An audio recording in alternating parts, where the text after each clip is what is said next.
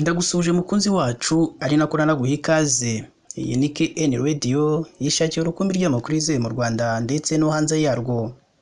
Ni mu karere ka Muhanga hongeye kugaragara ibidasanzwe. Iyi nkuru mbi cyane, iyi nkuru y'icamugongo yongeye kumvikana muri aka karere mu murenge wa Rongi, aho umugabo yatemye mugenzi we amuziza ibintu bidasanzwe. Uraza kumenya mbese kubera icyo umugabo yatemye mugenzi we, benshi mu baturage bavuze ko yamuzizaga ibintu adafitiye gihamya. Ese ubuyobozi bwo bwasabye iki abaturage nk'aba ngaba?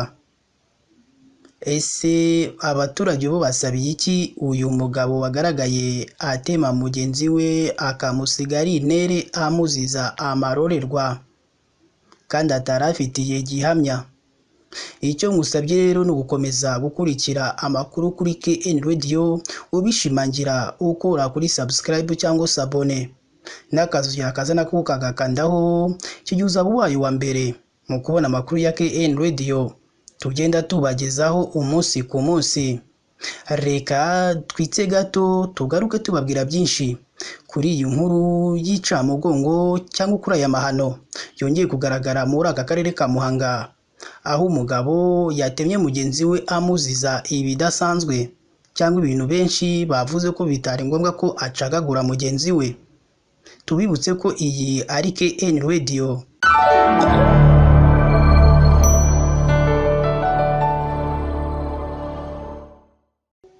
Reka nongere mbahe ikaze rero bakunzi bacu. Iyi ni KN Radio ishakira urukumbi ry'amakuru yizewe mu Rwanda ndetse no hanze yarwo. Tuhora tukwibutsa buri munsi gukora subscribe cyangwa se abone, n'akazu kaza nako kagakandaho, icyo gihe uzaba ushimangiye yuko ugiye kujya uba uwa mbere mu kubona amakuru ya KN Radio tugenda tubagezaho umunsi ku munsi. Ni mu karere ka Muhanga mu murenge wa Rongi, umugabo yatemye mugenzi we bapfa umugore. Ibyo benshi bavuze ko uyu mugabo nyuma yo gutemagura mugenzi we yagijije ko umugore we yari yagiye kumuca inyuma kuri mugenzi we, ariko abaturage bakemeza ko ibi ngibi batarabifitiye gihamya yo kujya gufata umugabo mugenzi we akamucakagura. Ati iyo yiyambaza inzego z'umutekano cyangwa agahamagara abayobozi, ngo ntabwo byari bikwiye ko uyu mugabo yagombaga kwihanira agacagagura mugenzi we kugeza ubwo amugize intere. Inzego zitandukanye zo mu murenge wa Rongi zivuga ko zatangiye gushakisha uwo mugabo witwa Kayitani Germaine ushinjwa gutema mugenzi we Ndagirijwe Jerome amusiga ari intere aratoroka akizwa n'amaguru. Ubwo inzego z'umutekano zari zirimo ziramuhiga, zagiye ziramushaka ziramubura. Uru rugomo kandi rwabereye mu mudugudu wa Gasharu, akagari ka Gasagara, umurenge wa Rongi, akarere ka Muhanga, ahagana saa moya zishira saa mbiri z'ijoro zo kuri uyu wa kabiri tariki ya 30 Nyakanga 2024. Nibwo iyo nkuru y'icamugongo yasakaye muri aka karere ka Muhanga mu murenge wa Rongi. Aya makuru kandi cyangwa iyi nkuru y'icamugongo yemejwe n'umunyamabanga nshingwabikorwa w'umurenge wa Rongi, Sengimana Oswald, aho yaje yemereza itangazamakuru rya KN Radio avuga koko kwibi byabayeho, koko ko uwo mugabo yatangiye gushakishwa n'inzego z'umutekano, ngo kubera ngo akimara gukora ayo mahano yahise atoroka akizwa n'amaguru.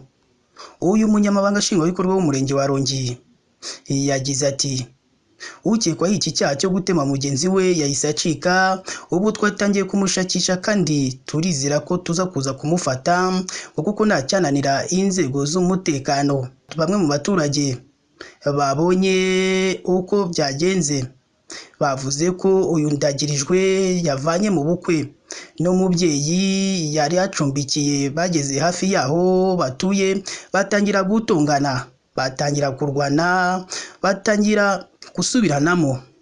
Uyu Ndagirijwe yasabaga uyu mubyeyi kumuvira mu nzu agasubira iwabo mu murenge wa Mugina cyangwa agasaba abo mu muryango we icumbi.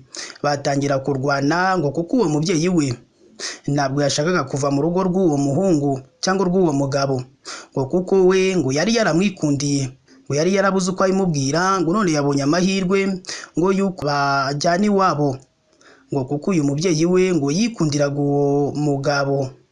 ariko umugabo we adakunda uwo mubyeyi. Rero kubera uwo mugabo atakundaga uwo mubyeyi, niyo mpamvu yaje kumubwira ngo amuvire mu nzu. Gusa uwo mubyeyi we akabyima amatwi, ahubwo agashaka kuharara, ngo ibyo rero byaviriyemo uwo mugabo gutangira guhondagura uwo mubyeyi. Aba baturage kandi ubwo bari barimo baraganira na KN Radio, bakomeje bagira bati ngo uyu witwa Kayitani kandi yagiye gutabara uyu mubyeyi, ubwo yahageraga akabona atari bubashe mugenzi we barwanaga n'uwo mugore, asubira mu rugo afata umuhoro aramutemagura mu mutwe inshuro ebyiri, akurikizaho n'akaboko nako kaza kubigenderamo. Aba babyeyi cyangwa abo baturage bari bari aho ngaho bahamirije itangazamakuru rya KN Radio bagira bati yamutemye mu mutwe kandi uyu batemye yababaye cyane, ngo kuko yahise ajyana kwa muganga igitaraganya, ngo kuko yari amerewe nabi cyane. Gitifu Sengimana cyangwa umunyamabanga nshingwabikorwa w'umurenge wa Rongi avuga ko ku bufatanye n'inzego zitandukanye barimo gushakisha uyu mugabo ukekwaho iki cyaha cyo kugira ashyikirizwe ubushinjacyaha kugira ngo ajye kuryozwa ayo mahano yakoze. Uyu Sengimana akaba ari gitifu w'umurenge wa Rongi wo muri aka karere ka Nyanza, yakomeje avuga ko uyu mugabo wakomerekejwe yahise ajyanwa mu kigo nderabuzima cya Gasagara. Abaturage bo bakavuga ko atahatinze, ngo kuko yahise yoherezwa mu bitaro by'akarere ka Nyabikenke kugira ngo yitabweho n'abaganga, ngo kuko amerewe nabi, ngo kuko nibaza no kurangara ngo arahita abura ubuzima kandi azira akarengane.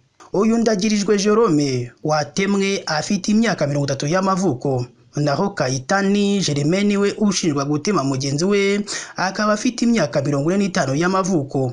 Abaturage rero bo muri aka karere ka Muhanga muri uyu murenge wa Rongi bavuze ko uyu mugabo wagaragaye atema mugenzi we agomba kuryozwa ibyo byaha yakoze, ngo kuko ntago yasanze baryamanye cyangwa ntago yasanze ibyo yakekaga ari byo bari barimo.